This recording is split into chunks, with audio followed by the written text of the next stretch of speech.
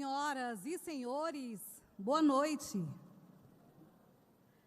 Damos início à cerimônia de abertura do Seminário de Educação Universitária nas Fronteiras do Futuro, os caminhos do ensino universitário. Neste primeiro momento, para dar boas-vindas a todos vocês, contaremos com a apresentação da Orquestra Sinfônica do Sertão, sob a regência do maestro Osani Luciano.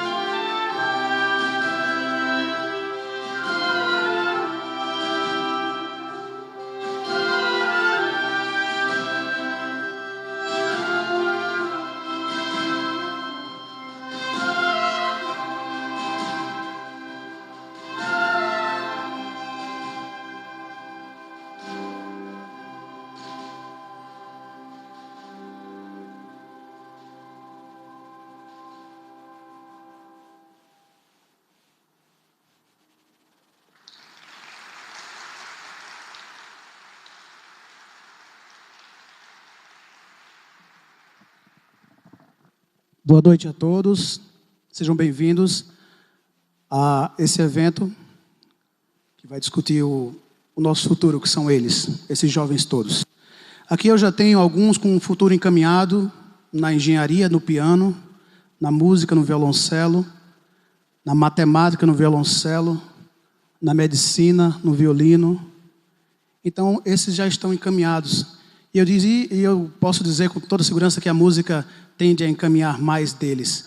E isso é o que me fortalece para fazer música aqui na região do Vale do São Francisco. Cujo um presidente uma vez disse: eu já ouvi falar de orquestra de Varsóvia, de Berlim, de Moscou, mas quem um dia ouviria falar de orquestra de Petrolina? Então esse é mais um sonho realizado graças à educação. Boa noite a todos, sejam bem-vindos. A orquestra hoje ela está pequenininha porque, como todos os bons estudantes, acho que os outros 2/3 estão fazendo prova final, prova de fim de semestre, então não pôde estar todo mundo aqui. Então sejam todos bem-vindos. Nós abrimos nosso concerto com Carruagem de Fogo e agora vamos fazer uma música do John Williams, trilha do filme Harry Potter.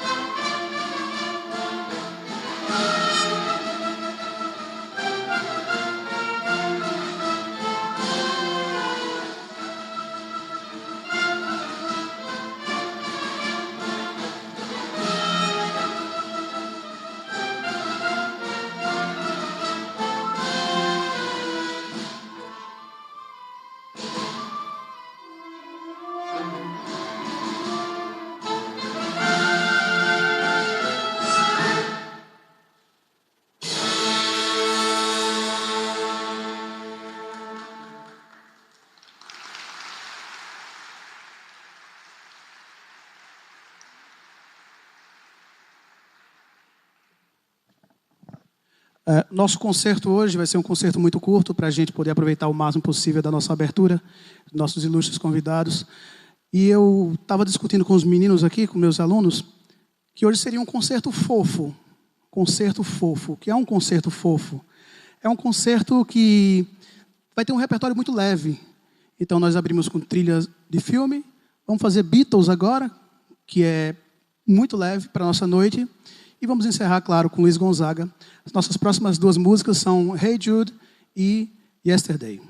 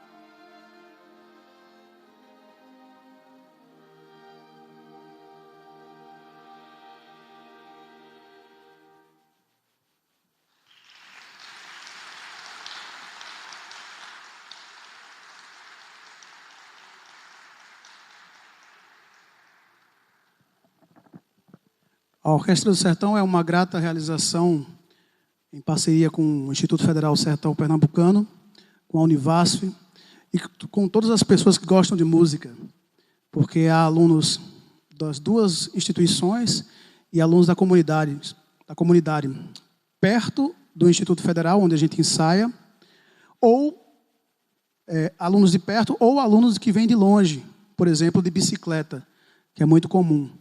Eu fico me perguntando de onde sai tanta coragem para fazer música. Então, só posso crer que essa coragem para fazer música vem dos aplausos que vem de vocês para nós. Não tem outra explicação. Porque tu mora longe, viu, Davidson? Você mora longe. Então, eu gostaria de agradecer o convite da Univasf e do IF para estar aqui hoje. E nada mais justo do que encerrarmos com Luiz Gonzaga, Asa Branca. Muito obrigado. Uma boa noite a todos.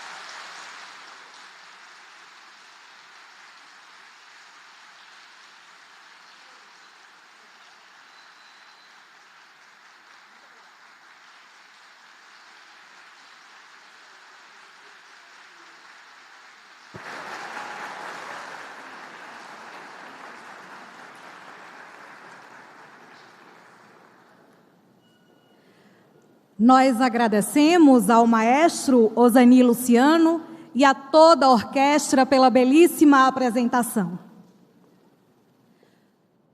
O Seminário de Educação Universitária nas Fronteiras do Futuro, os Caminhos do Ensino Universitário, é uma realização da Universidade Federal do Vale do São Francisco, Univasf, em parceria com as instituições de ensino superior da região do Vale do São Francisco, Instituto Federal do Sertão Pernambucano, Universidade de Pernambuco, campus Petrolina, Instituto Federal da Bahia, campus Juazeiro, Universidade do Estado da Bahia, UNEB, campus Juazeiro, Gerência de Ensino do Hospital Universitário da Univasf, EBSER, e da Secretaria Municipal de Educação de Juazeiro e Secretaria Municipal de Educação de Petrolina. O objetivo do evento é refletir sobre os desígnios da educação universitária, sua trajetória e o seu papel na sociedade, tendo por premissa reunir talentos sobre a formação universitária para refletir sobre seus caminhos nesses tempos de dificuldades éticas, permitindo a troca de experiências entre gestores e pensadores na área de educação. Dando início à programação de hoje, solicitamos aos presentes que mantenham os seus aparelhos celulares no modo silencioso. Muito obrigada. Convidamos as seguintes autoridades para compor a mesa: o reitor da Universidade Federal do Vale do São Francisco, professor doutor Julianelli Tolentino de Lima.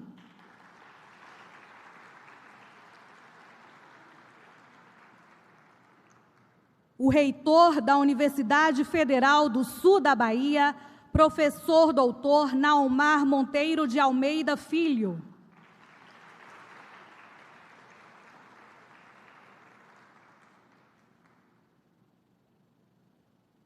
A vice-prefeita municipal de Juazeiro, excelentíssima senhora Dulce Ribeiro.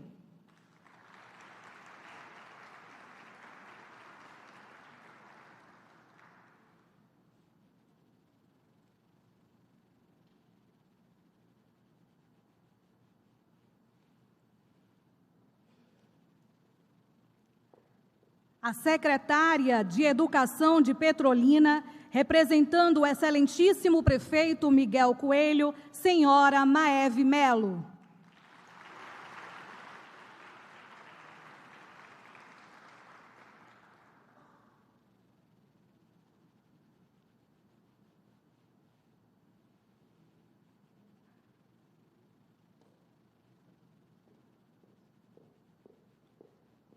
A presidente da Comissão do Seminário de Educação Universitária, senhora Maria Auxiliadora Tavares da Paixão.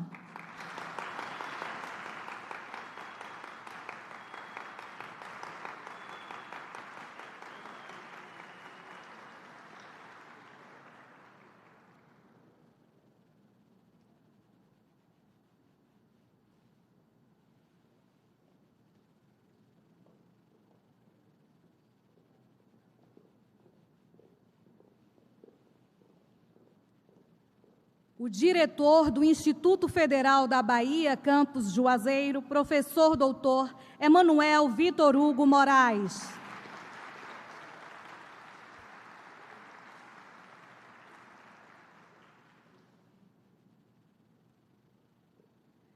A diretora da Universidade de Pernambuco, campus Petrolina, representando o reitor Pedro Falcão, professora Mariane Louise Marinho Mendes.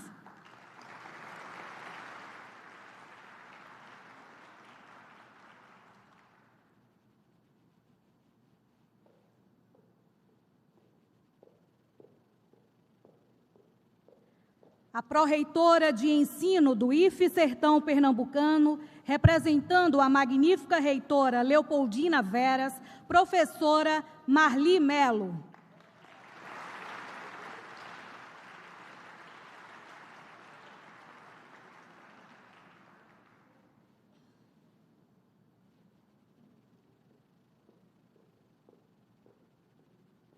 A coordenadora do Departamento de Ciências Humanas da UNEB, campus Juazeiro, representando o magnífico reitor José Bitts, professora Francineide Santana.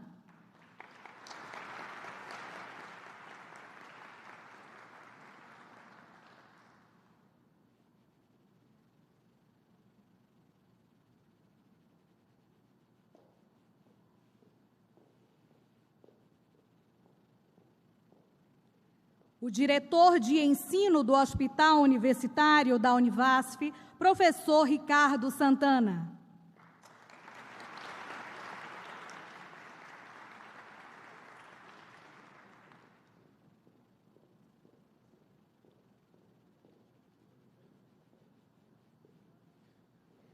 O presidente da Fundação Brasil Meu Amor, senhor Jean Aubry.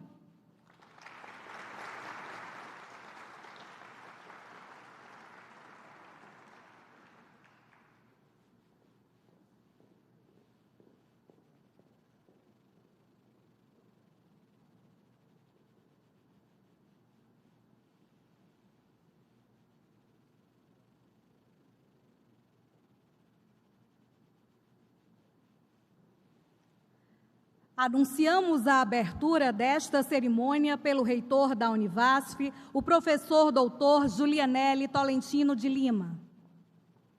Autoridades presentes, senhoras e senhores, declaro aberto oficialmente o Seminário de Educação Universitária nas Fronteiras do Futuro, os caminhos do ensino universitário.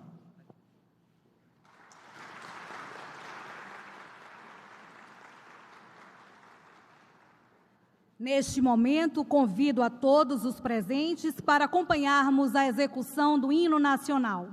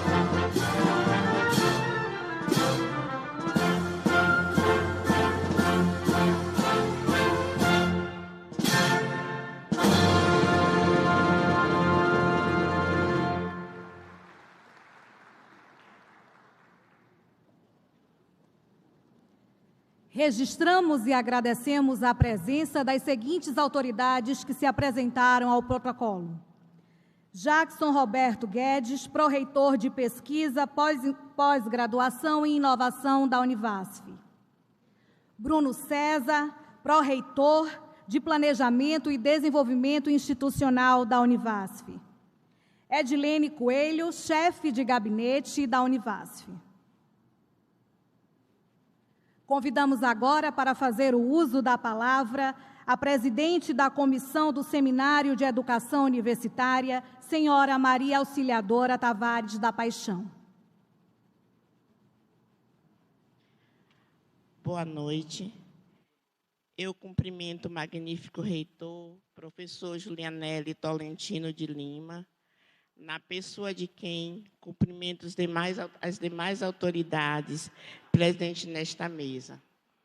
Minhas senhoras e meus senhores, eu gostaria de quebrar um pouco o tabu e no meu script estava aqui para homenagear e agradecer a presença de dois mestres, o Jean Aubry e o Leonardo Boff.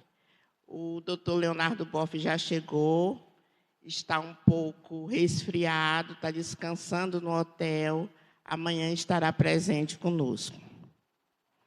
Professor Julianelli, embaixador do presente seminário. Quão grande é o meu contentamento. Que satisfação, professor. Todos sabem, desde o início, nos bastidores da organização deste evento, verbalizamos que nós fomos apenas um veículo de inspiração para a realização do presente seminário. Ainda em julho do ano passado, reunidos aqui em Petrolina, um evento com mais de 150 pessoas de várias partes do nosso continente, começamos a pensar nesse evento, em prol da educação e do futuro do nosso país. Muita honra, quanta honra. Mas nós estamos aqui para semear ideias nesses dias de seminário, a fim de regarmos os jardins das nossas vidas com esperanças. Pois, quando nós observamos a realidade da universidade, nós vemos problemas, conflitos, mas vamos colocar nossa atenção no sonho, na esperança de um mundo melhor. Vamos navegar algumas horas nas ondas do nosso sonho para provocar o verdadeiro sentido de estar aqui, o que nessas próximas horas vamos tentar decifrar. Vamos esquecer os títulos e as estruturas. Vamos ser homens e mulheres para navegar nesse mundo que queremos construir. Enfim, avaliarmos a nossa forma de pensar a educação e o ato de ensinar, focando nossas práticas cotidianas em prol do futuro do nosso país. Senhoras e senhores, estar à frente da Superintendência de Gestão de Pessoas da Univasf é uma grande honra. E cada dia eu tenho aprendido a aguçar ainda mais o meu olhar diante das situações e processos, a fim de buscar um mundo mais justo, mais equânime e digno. Em maio de 2016, citei aqui mesmo, neste espaço, em meu discurso de recondução, que cada um de nós somos fundamentais na composição desse organismo vivo, que é a nossa universidade. Cada um, dentro de suas atribuições e competências, pode dar o melhor de si para seu ambiente de trabalho, o município, o Estado, o país. Ratifico que precisamos urgentemente resgatar o respeito, a coerência, decência e a honradez. Existem pessoas de boa vontade que estão dispostas a cuidar de pessoas. Professor Julianelli, senhoras e senhores, o presente seminário foi gestado no meio acadêmico por uma profissional da categoria técnica administrativa em educação, que tem orgulho da sua categoria e considera que, para pensar a universidade, basta ter sensibilidade e interesse em um mundo melhor de forma responsável. Precisamos buscar inspirações nos grandes mestres e mestras da humanidade. Estudamos muito. Eu não citarei nomes, mas estejam certos de que vibro positivamente por todos. Agradeço de coração a todos que embarcaram nesse sonho e o transformou em realidade. Por fim, aproveitando algumas citações de Cortella, ele diz o seguinte: como insistiu o inesquecível Paulo Freire, não se pode confundir esperança do verbo esperançar com esperança do verbo esperar. Aliás, uma das coisas mais perniciosas que temos neste mundo é o apodrecimento da esperança. Em várias situações, as pessoas acham que não tem mais jeito, que não tem alternativa, que a vida é assim mesmo. Esperançar é ir atrás. Esperançar é construir. Esperançar é não desistir. Esperançar é levar adiante, é juntar-se com outros para fazer de um outro modo. E, se há algo que Paulo Freire fez o tempo todo, foi incendiar a nossa urgência de esperanças. É isso que almejamos com o presente seminário, aguçar nossa esperança para termos foco no futuro do nosso país. Estaremos aqui, nesses 3 dias, num momento ímpar, com pessoas renomadas e experientes nas temáticas apresentadas. Que nós tenhamos forças e sejamos protegidos pelas energias superiores que sempre nos guiaram até a presente caminhada. Obrigada a todos e tenham uma boa noite no seminário para nós.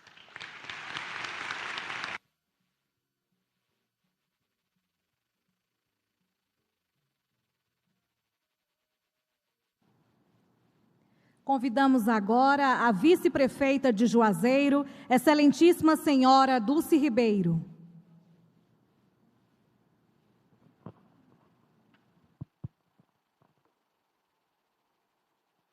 Muito boa noite a todos. Estou aqui, neste momento, nesta mesa privilegiada, por tantas presenças ilustres. Estou aqui representando a pessoa do prefeito Paulo Bonfim, que por razões superiores não pôde estar aqui conosco. Eu queria dizer a vocês que esse evento, ele já nasce vitorioso, pelo que nos brindou no início, com essa apresentação musical, que é a própria cara da universidade. A própria cara da universidade por tendências. A universidade é o local onde existem todas as tendências, todos os pensamentos. E essa apresentação musical nos disse isso. Nos lembrou dos Beatles, não é? E a imortalidade da Asa Branca. Então, eu quero dizer que estou feliz de estar aqui participando, dizendo que este é o lugar da gente pensar o futuro. Esse seminário é muito bem-vindo.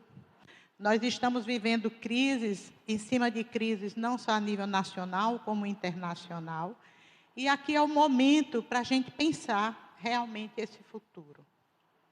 Eu quero parabenizar a mesa, na pessoa do magnífico reitor, professor Julianelli, e os convidados. Eu quero também dar as boas-vindas ao senhor Jean Aubry, parabenizando pela sua presença e também dando as boas-vindas a todas as pessoas convidadas. Em nome de vocês dois, eu parabenizo e louvo toda a mesa. Quero dizer a vocês que Juazeiro está de braços abertos para recebê-los. Espero que vocês sejam bem atendidos em todos os níveis no nosso município. E vamos oportunizar novos momentos para que a gente também treine como receber bem as pessoas, como atender bem as pessoas, porque o nosso papel, enquanto gestores, é servir a toda a comunidade. Muito obrigada e sejam bem-vindos.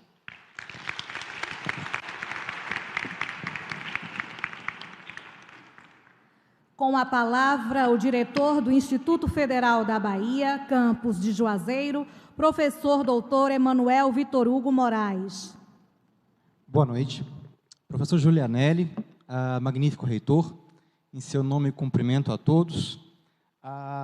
Eu queria fazer uma saudação especial aos meus colegas gestores, meus colegas professores do Instituto Federal da Bahia, que atravessaram o estado de várias das nossas 25 unidades na Bahia, para estarem presentes conosco hoje, né?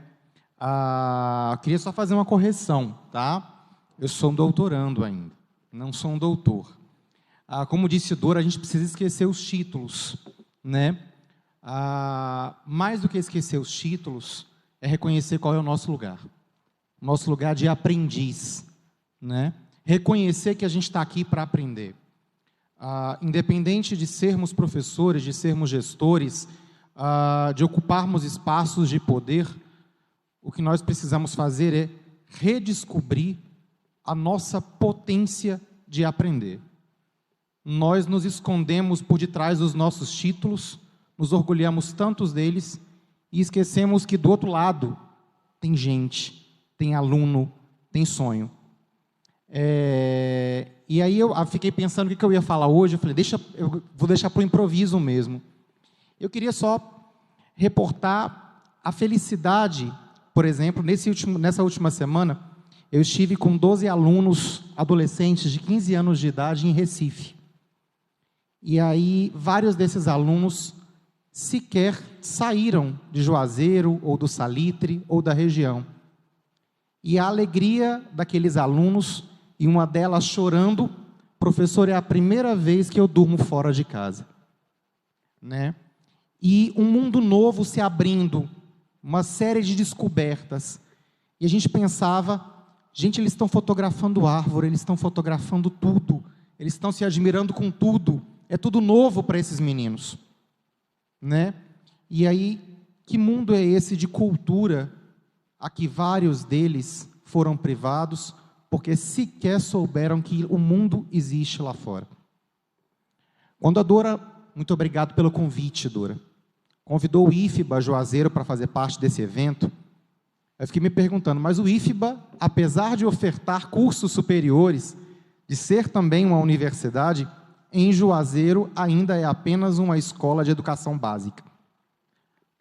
Mas não dá para a gente pensar educação superior se a gente não olhar para esse aluno que um dia sonha em fazer a universidade.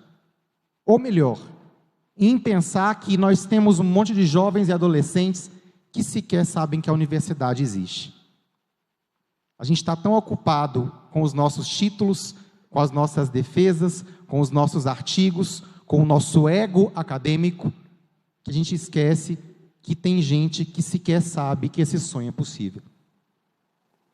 E quando a gente olha para adolescentes, simplesmente descobrindo um mundo novo, a gente repensa, é isso que a gente quer fazer. Uma universidade bem feita. É isso que o IFBA quer, ser uma boa universidade. É isso que a Univasf, a UNEB, a UPE, o IF Sertão, as nossas instituições vêm fazendo. Oferecer educação de qualidade para a região do Vale do São Francisco. Eu sei que eu já ultrapassei meu tempo, então eu queria só resgatar isso. A gente precisa sonhar, mas mais do que sonhar, a nossa obrigação enquanto gestores, enquanto educadores, enquanto pensadores, é de fomentar sonho. Não é possível sonhar se você não sabe que o sonho existe e que ele é possível. Sejam bem-vindos, vamos sonhar junto, vamos repensar o nosso lugar junto, porque afinal de contas, é a educação que a gente quer fazer.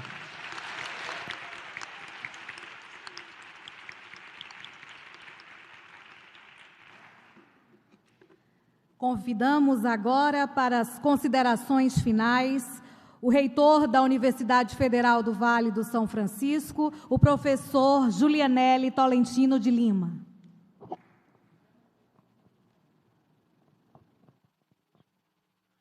Boa noite a todos e a todas. Eu gostaria de pedir licença às mulheres e gostaria de saudar em nome do nosso professor Naumar, toda a comunidade acadêmica aqui, de todas as instituições, todos os presentes aqui a esse evento, e, em especial, agradecer muito a Dora, a auxiliadora, a nossa grande idealizadora desse seminário, que certamente fará parte do nosso calendário de grandes eventos a partir de agora. E como bem colocou o professor Emanuel, nós estamos aqui exatamente para realizar sonhos, para tentar facilitar aos que aqui entram, que eles saiam e possam contribuir para que outros sonhos sejam realizados. Essa é a nossa grande missão. E é exatamente por isso que nós, Dora, nos motivamos cada vez mais para proporcionar à comunidade em geral espaços como esse. A universidade tem essa missão de não somente ficar restritas aos muros, mas que possamos extrapolá-los, não somente utilizarmos do conhecimento popular, mas trazer também o povo aqui para dentro. Essa é uma grande missão, a missão institucional, que na Univasf ela não é diferente. E, felizmente, a cada dia nós temos obtido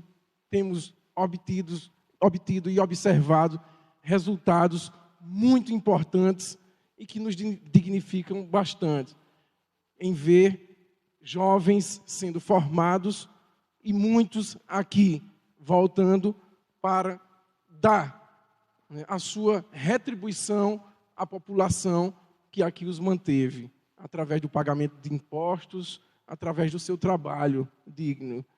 Então, a Univasf já detém desse protagonismo e, juntamente com as demais instituições, tem potencializado ainda mais essa região. Nós buscamos interagir com bastante frequência com os municípios, através dos governos municipais, com os institutos federais, com as demais instituições de ensino superior, a exemplo da UNEB, da UPE, as de pesquisa, Embrapa, Codevasf, enfim, temos esse conceito de cada vez mais unirmos forças em busca de um grande ideal, que é exatamente construir instituições que permitam a realização ou as realizações de sonhos. Os sonhos que têm, sim, transformado a nossa região. A nossa região, ela tem um potencial enorme, apesar de ser carente, e esse potencial tem sido muito mais bem aproveitado a partir das nossas ações como servidores públicos, na essência, dentro das nossas instituições. É por isso que eu não perco a motivação, apesar do afastamento dos valores éticos e morais que nós temos observado na sociedade. Mas muito do que aqui nós fazemos e do que proporcionamos faz com que a nossa motivação ela aumente cada vez mais. E é por isso que um momento como esse, o Seminário de Educação Universitária, vem para proporcionar ainda mais a interação e integração das nossas instituições com o grande objetivo de fazer com que o sonho de quem está lá fora, quando entrar aqui, ele seja, de fato, realizado. Que tenhamos 2 dias bastante produtivos e que esse seminário ele fique para a história das nossas instituições. Boa noite.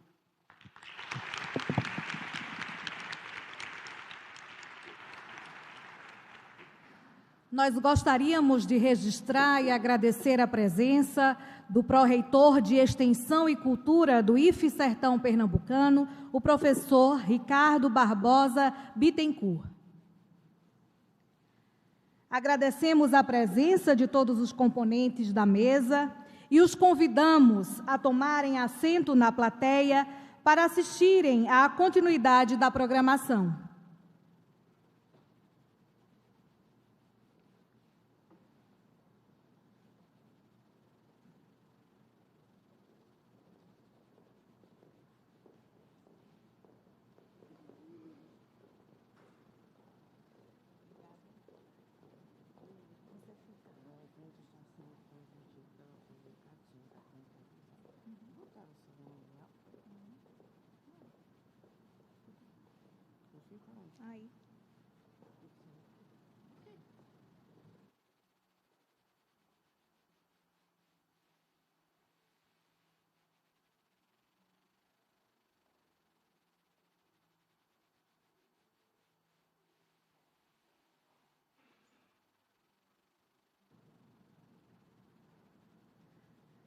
Teremos agora a palestra O Saber Acadêmico e o Saber Popular.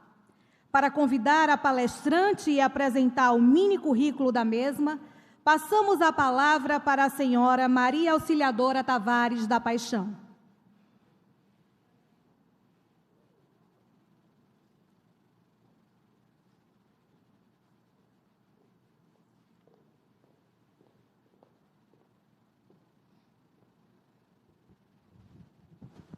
A professora Lúcia Marise Ribeiro de Oliveira é professora adjunta do curso de Ciências Sociais e pró-reitora de Extensão da Univasf.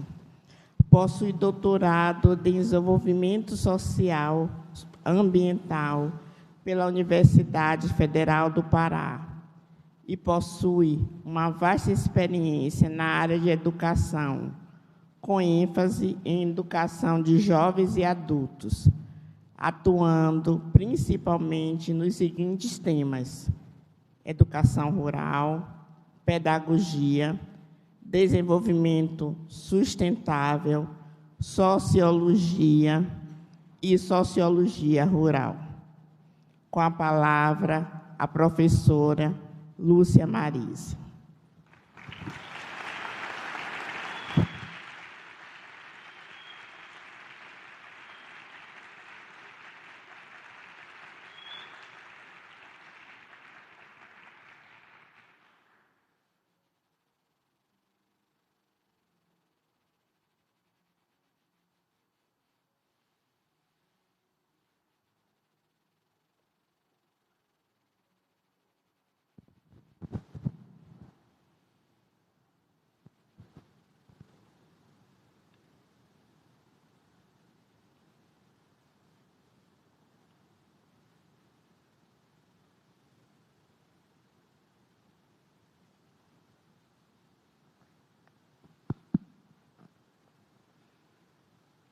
Boa noite a todas as companheiras e aos companheiros de trabalho, por quem eu tenho assim uma enorme amorosidade. Boa noite aos jovens estudantes que aqui estão, que constituem a razão de ser da Universidade Federal do Vale do São Francisco. Boa noite a todos os convidados nesta noite maravilhosa, onde teremos a oportunidade de estarmos refletindo sobre a educação, sobre o saber popular e o saber acadêmico. E nessas reflexões que tivermos, a partir de hoje e durante os demais dias do seminário, certamente poderemos alargar os nossos caminhos e trilharmos por ele de uma forma muito mais à vontade, e muito mais seguros, para concluirmos os objetivos todos temos, que é o de dar uma educação de qualidade para os nossos jovens e o de contribuirmos com o desenvolvimento dessa região, que é uma região importantíssima para o país e para todos nós, que aqui vivemos, aqui moramos e aqui trabalhamos. Então, eu quero agradecer a Dora essa deferência, né, do convite para abrir esse seminário tão importante. E eu sei que essa deferência se deve muito ao bem-querer que ela sabe que eu tenho por esta universidade, porque certamente centenas, né, de outros colegas nossos poderiam estar aqui fazendo esse papel e certamente de uma forma muito melhor e até muito mais competente do que eu poderei fazê-lo. Mas, de toda forma, Dora, muito obrigada. Estou muito orgulhosa e muito contente, né, com essa deferência. Bom, o tema que me foi solicitado para discorrer hoje aqui essa noite foi o saber popular e o saber acadêmico. E eu quero iniciar essa minha fala exatamente conceituando saber popular e conceituando saber acadêmico. Porque o saber popular, que é tão importante quanto o saber acadêmico, ele vem do povo, vem das suas realidades culturais, carregado de olhares críticos que estimulam o diálogo, estimulam a participação comunitária, facilitando a leitura da realidade social, política e econômica do seu cotidiano, né? Então, de fato, a gente não pode hierarquizar o saber popular e o saber acadêmico, atribuindo melhores referências a um do que a outro, porque os dois são saberes extremamente relevantes, muito importantes e que contribuem muito, né, para um saber diferenciado que nós, na academia, temos a obrigação de fazer. Bem, quando esse saber popular, quando ele ocorre, né, nos espaços onde ele ocorre, que pode ser na escola, pode ser nas periferias urbanas, pode ser nas áreas rurais, nas associações, nos sindicatos, nas cooperativas, em todos os locais, nos terreiros, né, de candomblé, também nos assentamentos de reforma agrária e nos locais onde normalmente esse saber se dá. Então, a gente observa que o seu objetivo é a formação de sujeitos com conhecimento e consciência crítica e a organização do trabalho político para a afirmação do sujeito, né? Então, esse saber popular trata-se de um conhecimento referenciado na realidade, com vistas ao empoderamento das pessoas, permeado por uma base política estimuladora de transformações sociais e orientado por dimensões humanas de liberdade, igualdade, justiça social e, sobretudo, felicidade. Então, é isso que o saber popular trabalha nos espaços onde ele é realizado.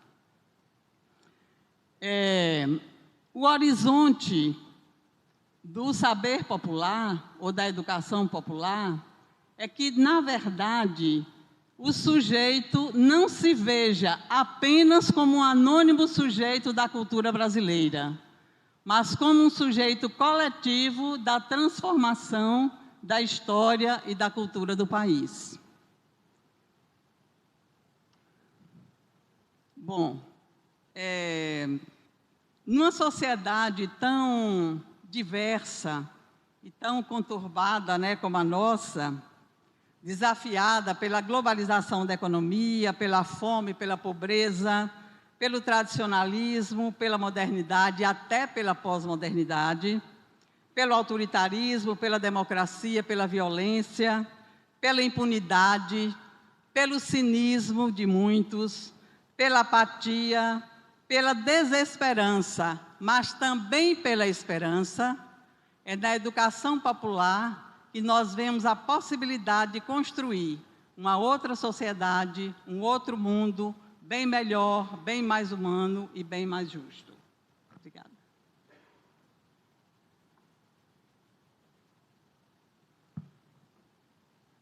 saber acadêmico, ao contrário, também, por demais importante, ele nasce do estudo, bebendo de muitas fontes, e tem na escola formal o seu locus preferencial, que requer processos específicos e orientam as ações didáticas, as práticas e a composição de saberes.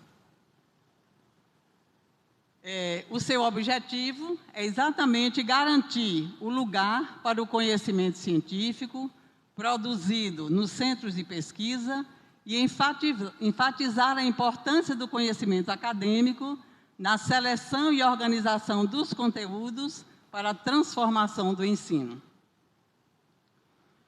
Lamentavelmente, esses dois saberes, o saber popular e o saber econômico, dialogam muito pouco. Essa separação entre o conhecimento dito erudito e o dito popular leva à marginalização dos oprimidos, das classes subalternas, da sociedade desigual.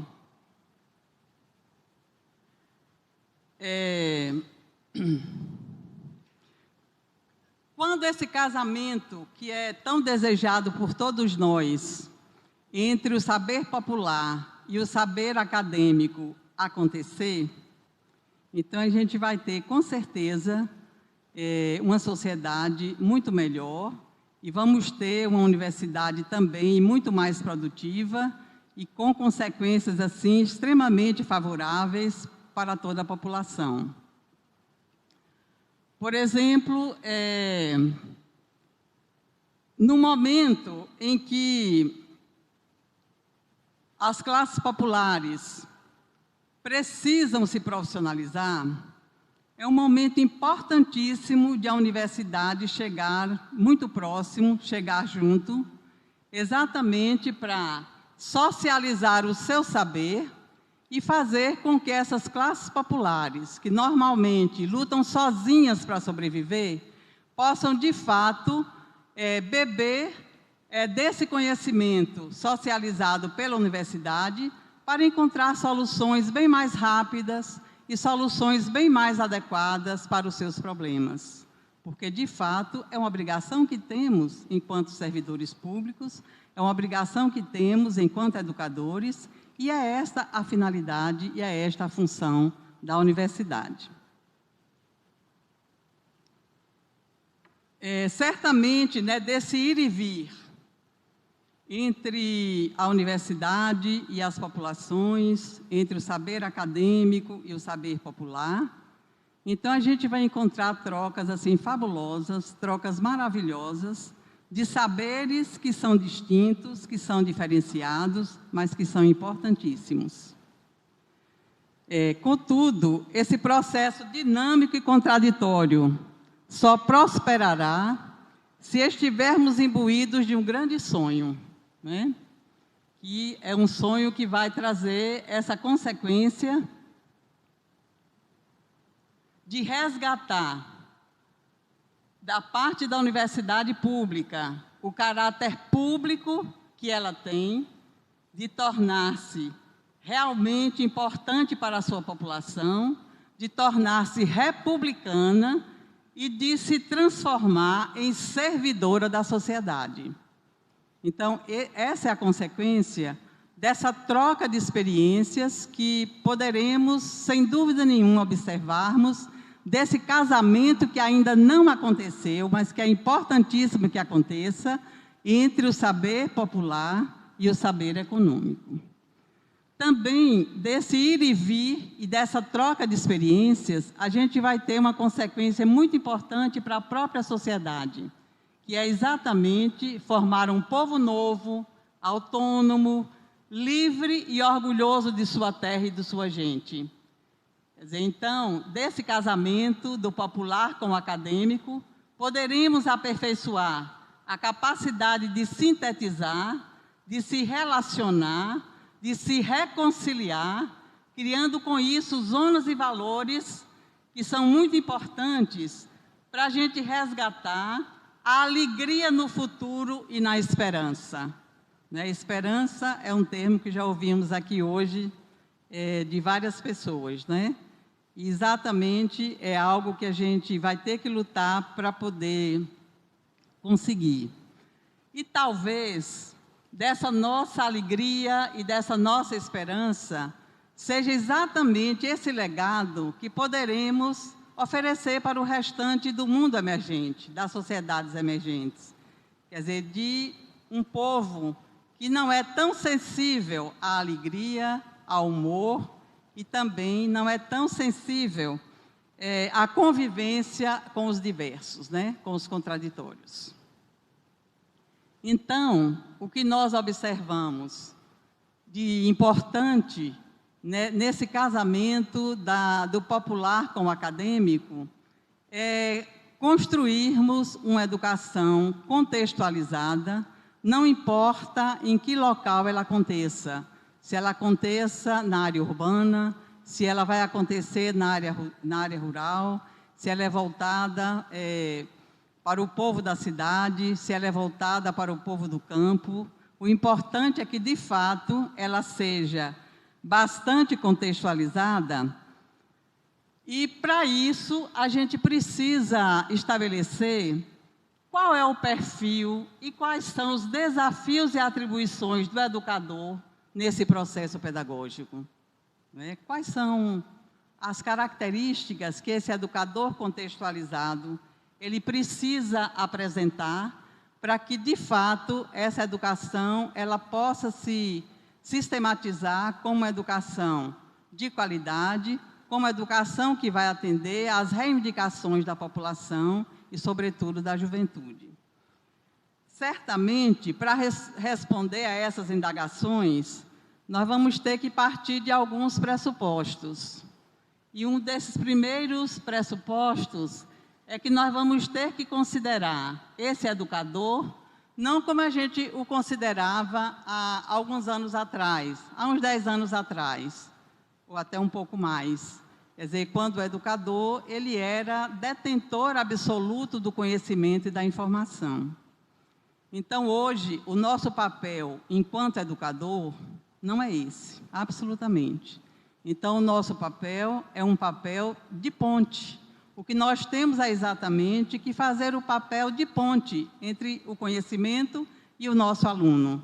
Então, o nosso papel, enquanto educador contextualizado, enquanto educador contemporâneo da pós-modernidade, é exatamente facilitar a aprendizagem dos nossos alunos. A nossa função é exatamente a de motivar, a de estimular, não é, os nossos alunos nas suas motivações para que eles realmente possam se interessar e possam dar significado àquilo que nós trabalhamos com eles na sala de aula, ou até fora da sala, se for esse o caso. Um outro pressuposto é exatamente o educador como mediador. Mediador de quê e de quem? Mediador de tudo, né? Mediador de conflitos, mediador de processos pedagógicos, mediador das problematizações, né, da realidade, mediador da ação-reflexão, mediador de todas as situações que possam ser vividas na sala de aula. Esse é o nosso papel principal, é o nosso papel de mediação. Por quê? Porque o conhecimento não é mais algo que nós, educadores, sejamos detentores dele. O conhecimento se democratizou com as tecnologias modernas, com as multimídias que aí estão, com as redes sociais, quer dizer, com todas as ofertas que encontramos através da internet e de outros mecanismos, de outras ferramentas. Então, nós não somos mais detentores de nenhum conhecimento. Quer dizer, então, a nossa tarefa, enquanto educador, é tarefa de mediação. É a tarefa de estimular os nossos alunos, motivá-los, estabelecer as relações, fazer uma seleção daquilo que ele realmente precisa se dedicar pela importância e pela significação que aquela temática apresenta e que aquela temática possui. E também, um outro pressuposto que temos que perseguir é do educador como possibilitador do processo de transformação do sujeito popular em agente político.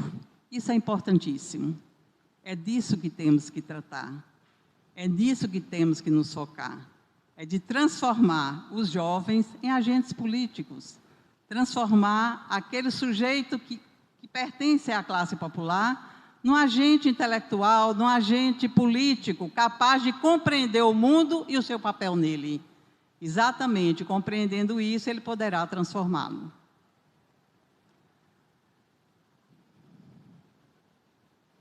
E é muito interessante que nós, em pleno século XXI, ainda estejamos aqui, através de um seminário, não é, proposto pela SGP, da Univasf, para estarmos discutindo essa questão do saber popular e do saber acadêmico.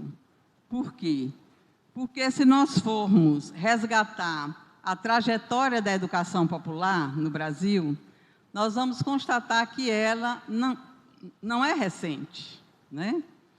Já na década de 20, né, do século passado, mais especificamente após a Semana de Arte Moderna, com os manifestos da Escola Nova, muitos intelectuais aqui do Brasil já falavam na necessidade de uma educação popular que fosse direito de todos, porque até então a educação era privilégio da elite. Na década de 30, esse ideário, né, dos intelectuais progressistas, modernos, começava a se consolidar, não é? A sociedade brasileira, né, já passava, nessa época, por grandes transformações, resultantes do processo de industrialização e de grande concentração populacional nos centros urbanos, né, em decorrência das propostas de trabalho que eram acenadas, né, para o povo deixar o campo e vir para a cidade. Então, assim, naquele momento já se iniciava, né, um processo de consolidação e da necessidade desse trabalho, né, de educação popular, para que se atendesse também a essas necessidades econômicas da industrialização. Nos anos 40, com o fim da ditadura Vargas, em 1945, e o país vivendo uma efervescência política de redemocratização, a educação de adultos passa a definir a sua identidade e assume a forma de uma campanha nacional.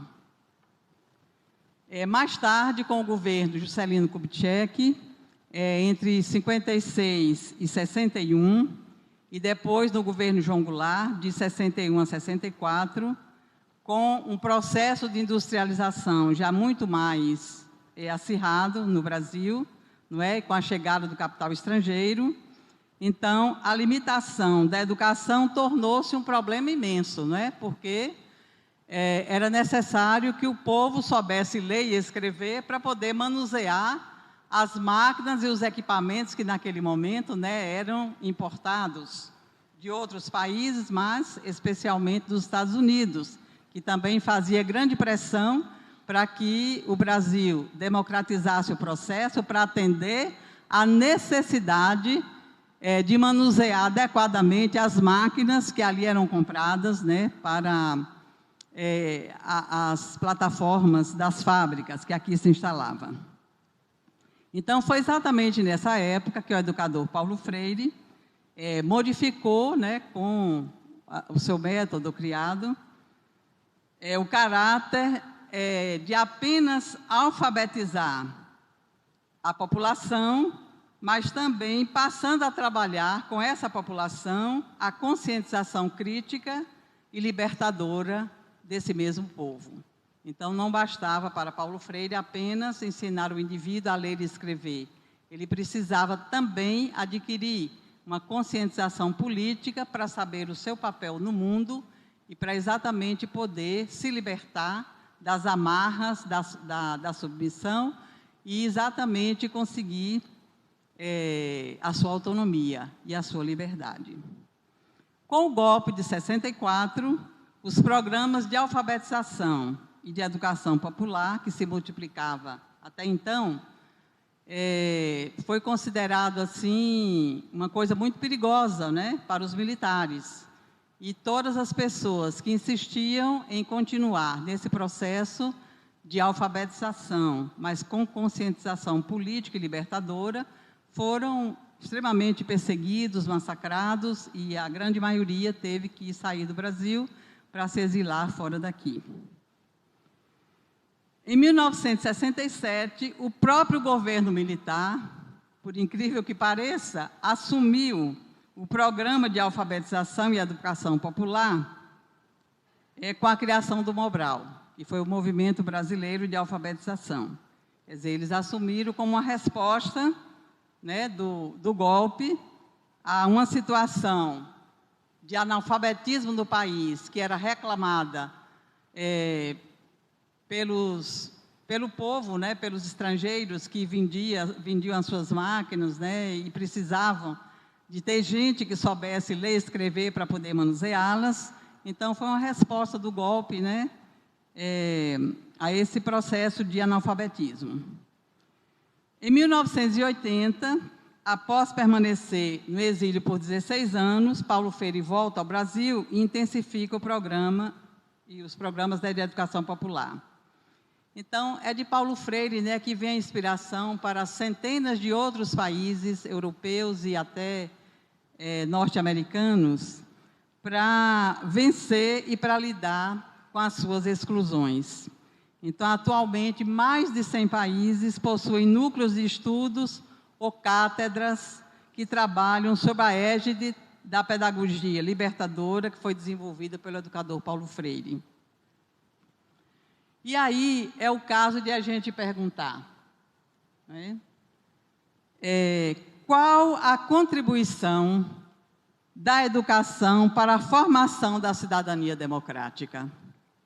Já que estamos defendendo aqui uma educação libertadora, uma educação voltada também para as classes populares e não apenas para a elite, estamos defendendo uma educação capaz de transformar as pessoas e de inseri-las tanto num processo produtivo digno, como também inseri-las no mundo da intelectualidade. E aí a gente reflete o seguinte: embora a nossa democracia seja muito frágil, nós acreditamos que um caminho importantíssimo é o fortalecimento da escola pública. Porque a escola, enquanto instituição social, ela trabalha com a socialização do conhecimento, com a formação de hábitos, de valores, de atitudes, na perspectiva de combater a desigualdade social, a discriminação, a violência, de combater as injustiças sociais. E, para tanto, é preciso que essa educação ela seja, de fato, contextualizada à realidade do aprendiz, com currículos que possam ser flexibilizados sempre que as mudanças assim recomendarem, a fim de evitar que os alunos perplexos com a distância entre os conteúdos trabalhados em sala de aula e o seu modo de vida e de trabalho possam perguntar: escola, para que te quero? A gente tem que evitar essa pergunta, porque a escola tem que ser algo importante de significado para o aluno. Ele não pode perceber que a escola de nada vale para ele. Então, para tanto, ela tem que ser contextualizada e ela precisa ter essa flexibilização curricular sempre que as mudanças assim recomendarem, não é? O currículo não pode ser uma amarra, não pode ser uma tranca, não pode ser um cadeado que impeça as modificações necessárias para uma educação melhor, para uma educação moderna e para uma educação contextualizada. E como dizia Dom Helder Câmara, se a árvore deve ser julgada pelos seus frutos, a educação tem um passivo a ser recomposto. Por exemplo, como pode um docente reprovar, ao final do semestre, mais de 70% dos seus discentes, e isso ser considerado natural? Não pode. Por quê? Porque o nosso papel, enquanto educadores, é exatamente fazer com que o nosso aluno aprenda elementos significativos para a sua vida, para o seu trabalho, e para que ele possa se inserir mais adequadamente no contexto da sociedade.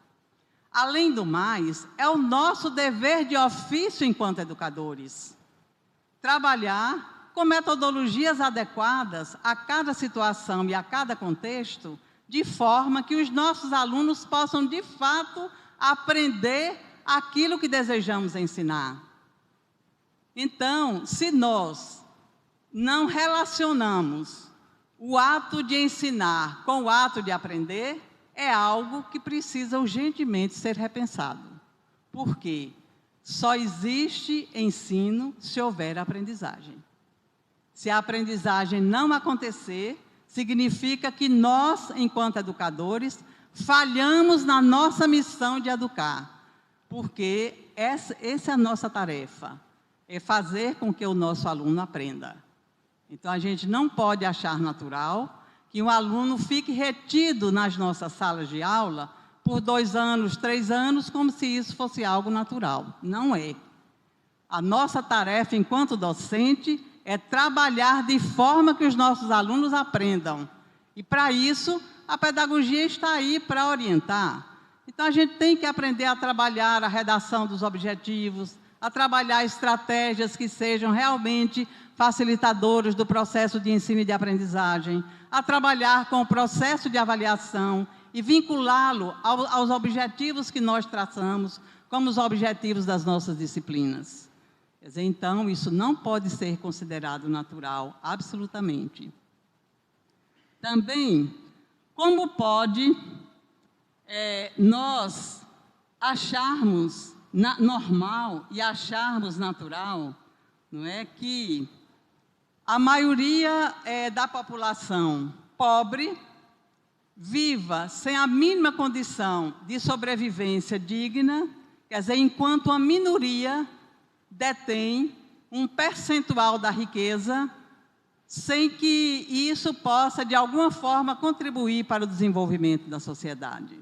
Isso não pode ser considerado normal, não pode ser considerado natural, e nós, enquanto educadores, temos a obrigação de estarmos trazendo para a discussão em sala de aula questões como essa. Não é? Como é que nós podemos explicar que 1% da população detém 13,8% da renda do país, enquanto 50% da população ficam com apenas 13,5% da renda total, e a gente achar que essa realidade é algo absolutamente natural. A pobreza no Brasil é tão aguda que 19,5% das famílias têm renda per capita mensal de até meio salário mínimo, sendo que o Nordeste, a região mais fragilizada do país, apresenta a maior concentração de renda. Estamos nós discutindo essa questão nas nossas salas de aula? Os 50% mais pobres detêm 15,4% dos rendimentos, enquanto 1% mais rico absorve 16,4%. E a escola não traz estes números para discussão entre os alunos. A menor concentração está exatamente no Sudeste. E provavelmente porque lá a gente encontre uma escolaridade maior entre a sua população. Como justificar a desigualdade em relação à raça? Enquanto uma pessoa de cor parda ou negra tem 5,1 anos de escolaridade, o branco tem, em média, 7,5 anos. Em relação à situação salarial, a média de vencimento para uma pessoa parda é de 2,61 salários mínimos, 2,7 para um negro e 5,6 para um branco. Como estamos tratando nas nossas escolas a questão étnico-racial? Estamos contribuindo para acabar com o racismo, esta mancha cruel da nossa sociedade? O nosso maior desafio, colegas educadores, é o de romper com a cultura escravocrata, clientelista, patrimonialista, que embasa a formação do povo brasileiro e que permeia as diferentes relações no conjunto das instituições sociais. A situação do Brasil, país colonizado com a prática da escravidão, gerou uma cultura de submissão, de autoritarismo, com comportamento de servidão, de mando e de privilégios, em que o indivíduo é desrespeitado em sua condição fundamental de pessoa humana, tratado como objeto de manipulação dos seus proprietários, enfim, uma condição de não cidadania. Como estamos tratando isso nas nossas escolas? Como é que estamos trabalhando isso na nossa universidade? O grande jurista Dalmo Dallari, ele conceitua a questão da humanidade dizendo: todos os seres humanos devem ter assegurados, desde o nascimento, as condições mínimas necessárias para se tornarem úteis à humanidade, como também devem ter a possibilidade de receber os benefícios que a vida em sociedade pode proporcionar. É a esse conjunto de condições que damos o nome de direitos humanos.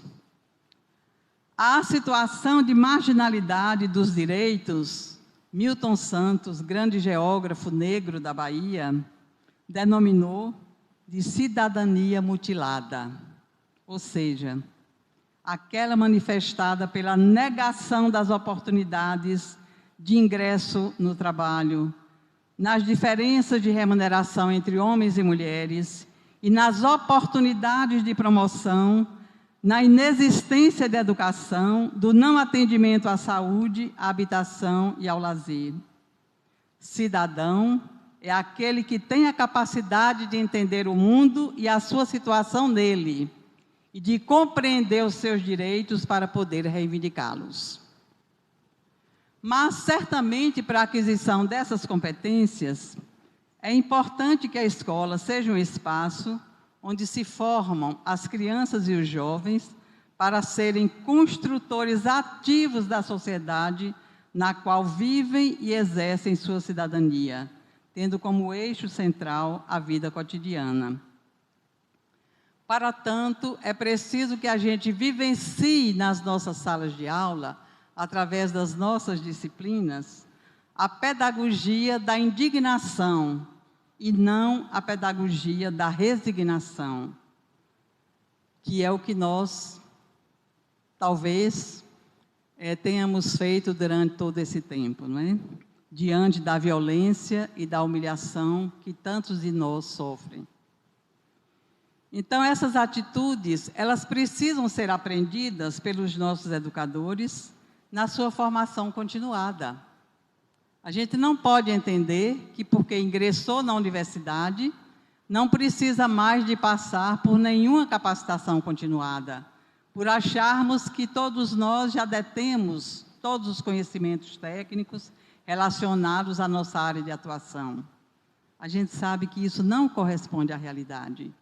Quer dizer, quando a universidade, por exemplo, abre um concurso público para contratar profissionais para a área da medicina, do direito, da pedagogia, das letras, da engenharia, da física, da química, da biologia, das ciências agrárias, ela certamente, através de todo o seu processo, ela contrata profissionais tecnicamente muito competentes e pessoas que dominam tecnicamente todas as habilidades necessárias na sua área de atuação. Mas isso não transforma esse sujeito num docente, de forma nenhuma. A docência requer habilitações específicas. A gente pode ter um excelente médico no exercício da sua profissão, do conhecimento técnico, e esse médico pode não ser um bom professor, porque a ele falta uma formação pedagógica capaz de lhe transformar num docente. Quer dizer, capaz de trazer para ele o domínio dos métodos, das técnicas, das estratégias do processo de ensino e de aprendizagem, da forma de avaliar, a gente sabe que muitas vezes a gente ouve dos nossos alunos essa frase: eu não sei o que acontece comigo e o professor X. Ele é um bom professor, eu gosto muito das aulas dele, mas eu não consigo me sair bem nas suas avaliações, nas suas provas. Isso talvez demonstre o quanto esse professor precise aprender de avaliação. A avaliação é um processo muito complicado, muito difícil e que requer, de fato, uma prática pedagógica. E essa avaliação ela tem que ser absolutamente relacionada com os objetivos que você traça para a sua disciplina. Então, essas coisas são aprendidas na capacitação continuada, que cada um de nós precisa ter ao longo da nossa vida. Eu estou com 50 anos de magistério e a cada dia eu tenho que aprender coisas diferentes e coisas novas, para que os meus alunos possam me considerar uma professora razoável e que contribua com eles para que o seu aprendizado seja mais eficaz e seja melhor. E é exatamente no encontro, né, da prática pedagógica com o conhecimento teórico que o professor já traz, no momento em que ele ingressa na universidade, que certamente ele vai poder dar significado para o aluno de tudo aquilo que ele ensina e que o aluno aprende. Porque também o aluno ensina e ele também aprende, da mesma forma que nós, professores, ensinamos e aprendemos. E a gente precisa ter absoluta consciência a respeito disso, né? Bom, então, nesse processo de formação do educador, é necessário que ele seja considerado como profissional, não é? O que significa que ele vai assegurar o acesso aos conhecimentos básicos que lhe garantam os direitos na condição do sujeito e na condição de trabalhador. Então, para isso, na verdade, a gente tem que considerar que algumas profissões, ou talvez muitas, ou quase todas,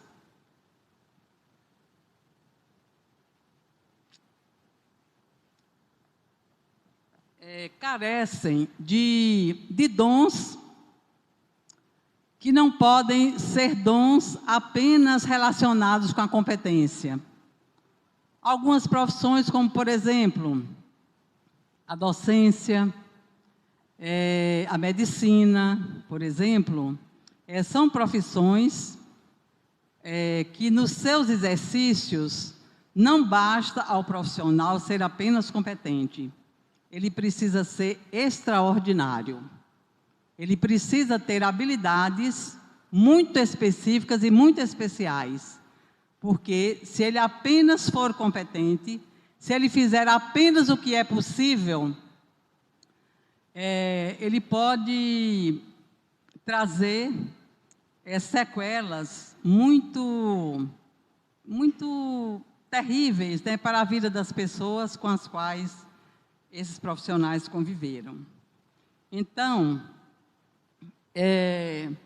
o que a gente coloca nesse momento, em relação a essas habilidades, né, e aqui eu quero até me levantar, porque eu acho que elas são muito importantes para a gente refletir, e eu acho que exatamente são essas habilidades que farão com que nós, professores, possamos ser muito extraordinários, muito pessoais, não é? Ter habilidades diferenciadas, não é? É que a gente tem que refletir muito claramente sobre essas questões. Por exemplo, não basta a nós, educadores, cumprir a carga horária presencial em sala de aula e demonstrar competência técnica, conteudística. Precisamos ser extraordinários. E para ser extraordinário, é preciso que a gente possa ensinar aos nossos alunos o que eles precisam aprender. E o ato de aprender é correlato com o ato de ensinar. Só há ensino quando há aprendizagem. Se assim não acontecer, nós, docentes, não cumprimos com o nosso ofício de mestre, que é exatamente proporcionar o ensino aos nossos alunos.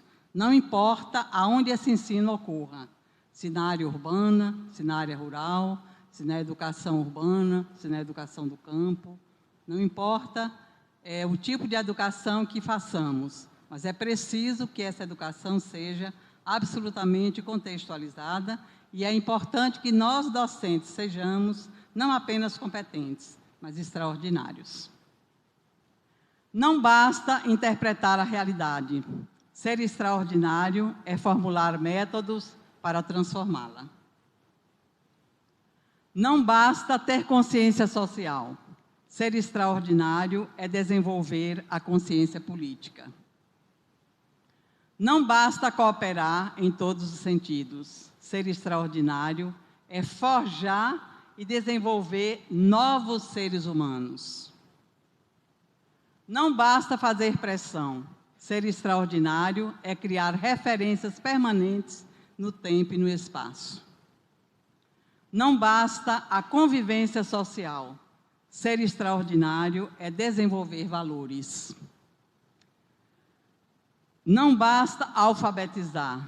Ser extraordinário é educar transformando.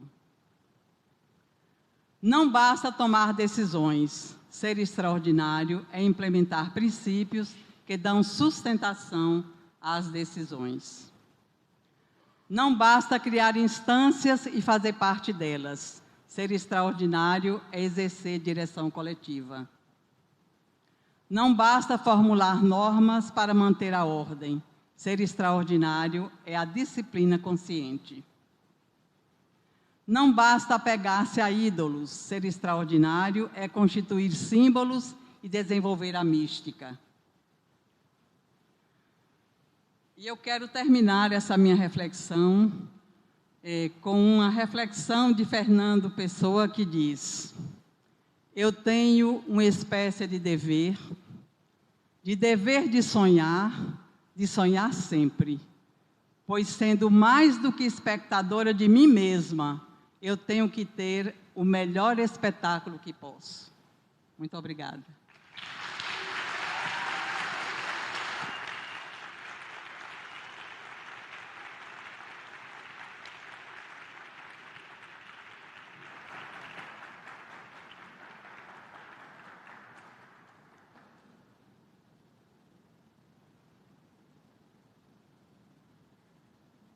Nós pedimos à professora Lúcia Marise que permaneça no palco, pois agora assistiremos à exibição de um vídeo em homenagem à palestrante, professora e pró-reitora de extensão da Univasf, a professora Lúcia Marise.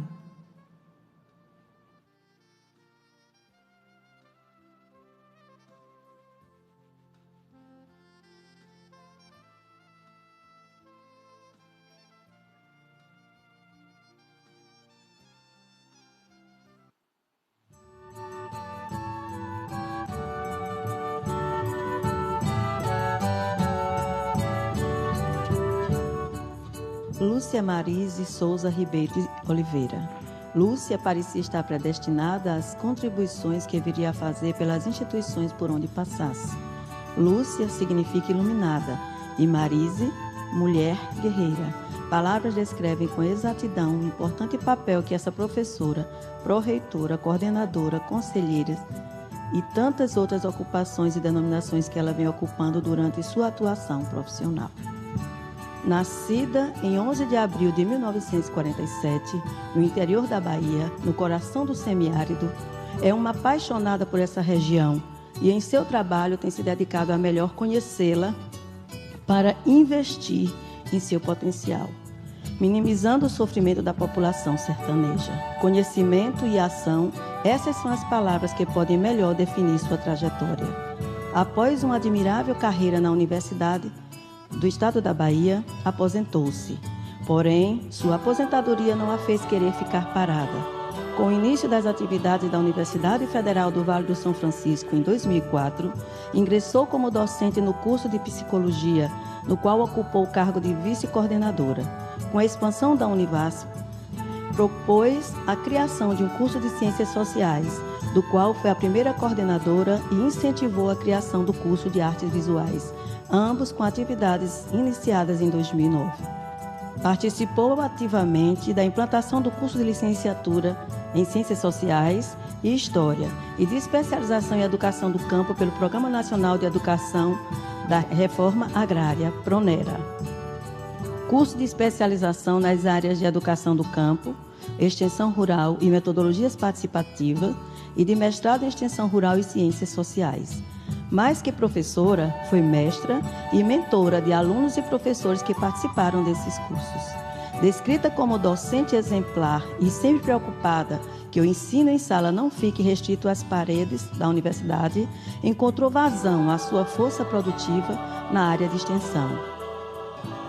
Entre os muitos exemplos de sua atuação nessa área estão o trabalho realizado com o Assentamento Mandacaru para Desenvolvimento e Inclusão Social, a formação de agentes de desenvolvimento para as comunidades de assentados jovens em áreas de reforma agrária, a capacitação dos agricultores do assentamento Mansueto de Lavur, a formação de agricultores familiares como educadores ambientais dos territórios Sertão do São Francisco, Pernambuco e Sertão do São Francisco, Bahia, a fim de que atuem junto aos membros das suas comunidades.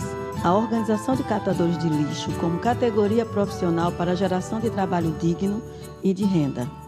As incubadoras de empreendimentos sociais, projeto de inclusão, empoderamento e autonomia das populações tradicionais do território do São Francisco.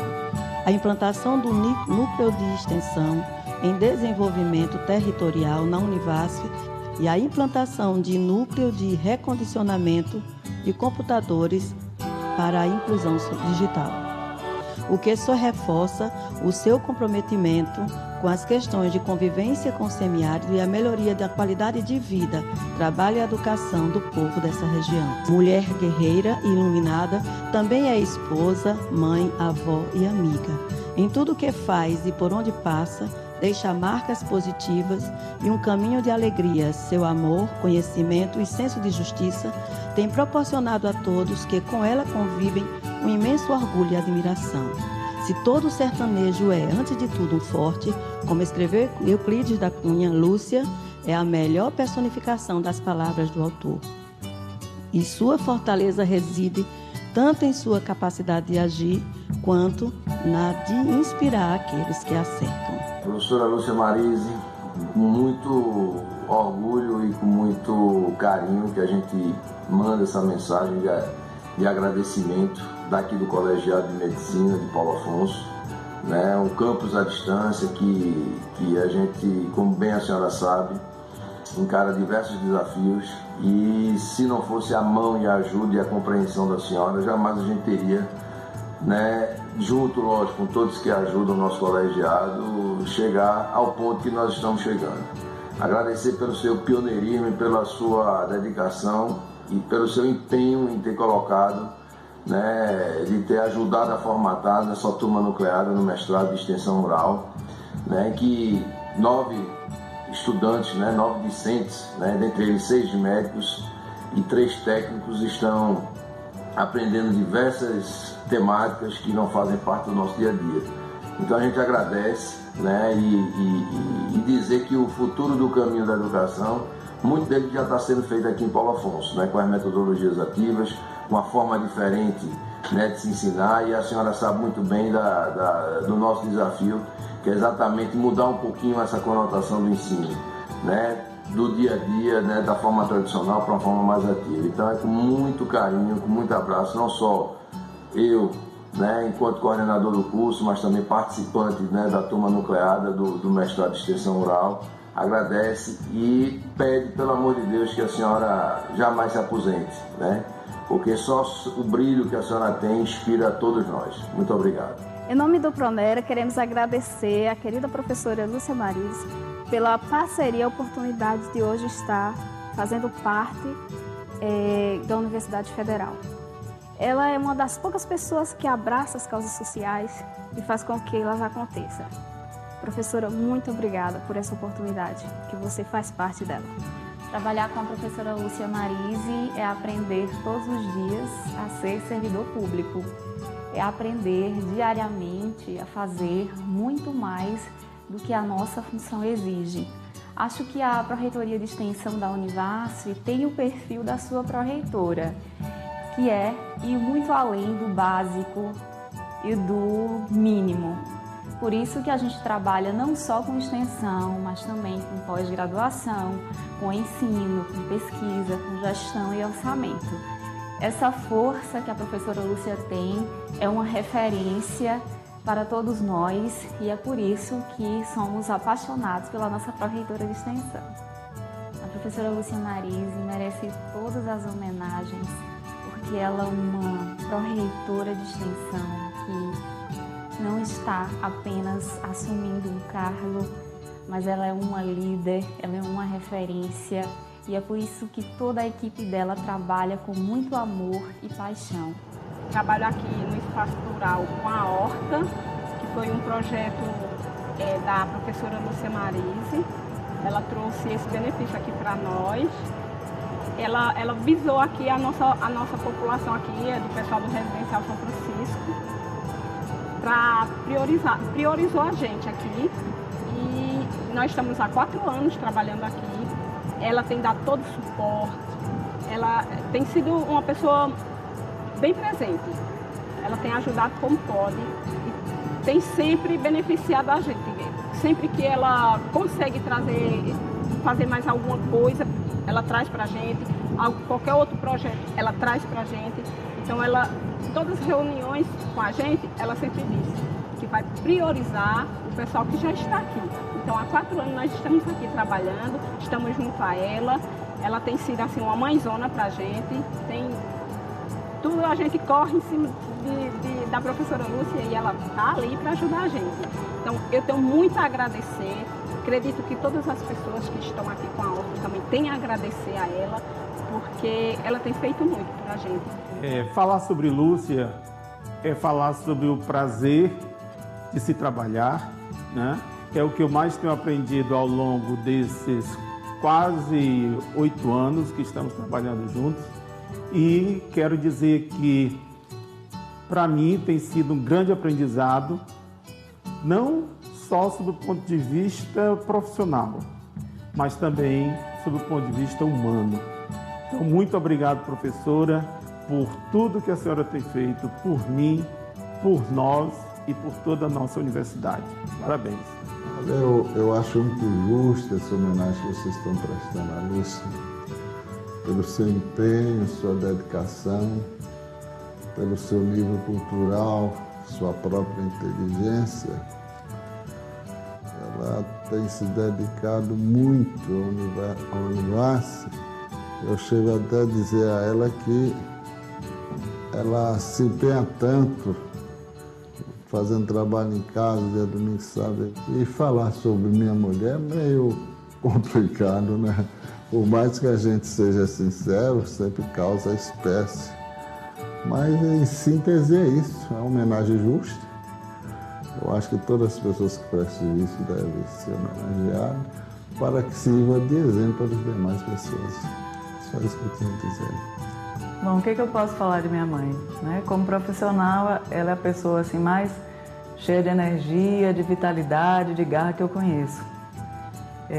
Como ser humano, ela é uma pessoa fantástica também, uma pessoa muito generosa, uma pessoa que é grandiosa, que gosta de se doar pelas pessoas. E, como mãe, o que eu posso dizer é que ela é a melhor mãe que eu poderia ter. Então, eu quero agradecer imensamente por essa homenagem, para minha mãe, é justa, ela é uma pessoa muito empenhada no trabalho, enfim, ela tem prazer no que ela faz. Então, minha mãe, eu quero te parabenizar e te desejar toda a felicidade do mundo. E dizer que eu sou grata a Deus pela sua vida. Um beijo.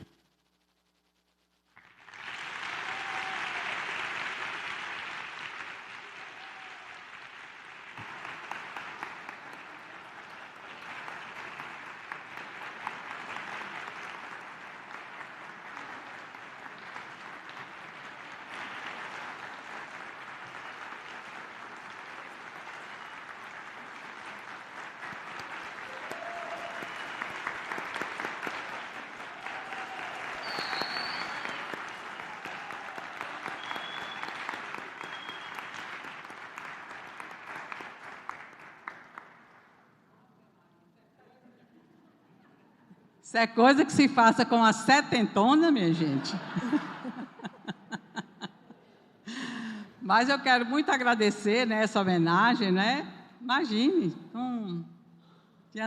o que se faz realmente é dever de ofício, é obrigação, né? A gente tem realmente que fazer, porque como servidora pública, né, eu entendo que o que a gente tem que fazer mesmo é fazer o melhor de si, se doar para a sociedade, né, porque afinal é a sociedade que nos mantém. Então, muito obrigada a todos, né, por essa homenagem, e acho que nem, não era merecida, não.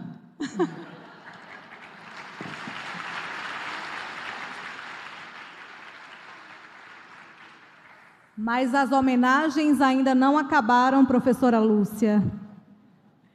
Nós convidamos a subir ao palco o professor Julianelli Tolentino de Lima, o magnífico reitor da Univasf, o excelentíssimo vice-reitor, o professor Télio Nobre Leite, para, neste momento, entregarem à professora Lúcia Marise um buquê de flores da Caatinga, carinhosamente confeccionado pelo arquiteto Cosme Cavalcante, que se faz aqui presente, nosso agradecimento especial, e também entregar uma placa em homenagem a toda a trajetória desta docente, que tanto contribuiu e tem contribuído para o desenvolvimento da educação no Vale do São Francisco e na nossa Univasf.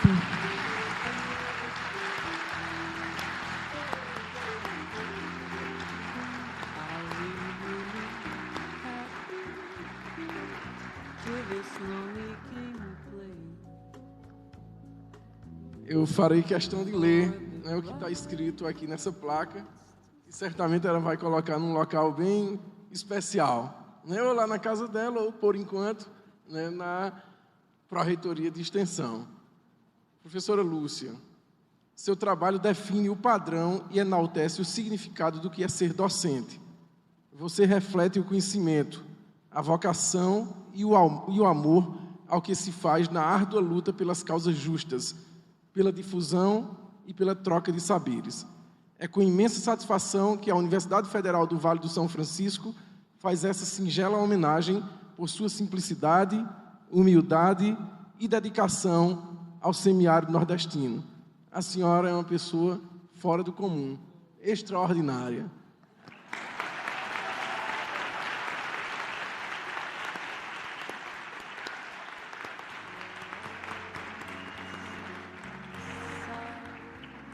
Todo o nosso carinho e nossa gratidão à professora Lúcia por tudo que ela representa à Univasf.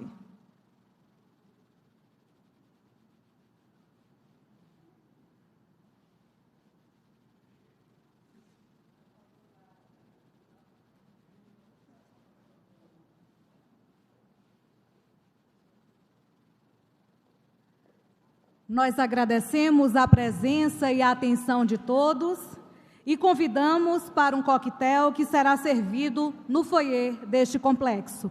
Tenham todos uma boa noite.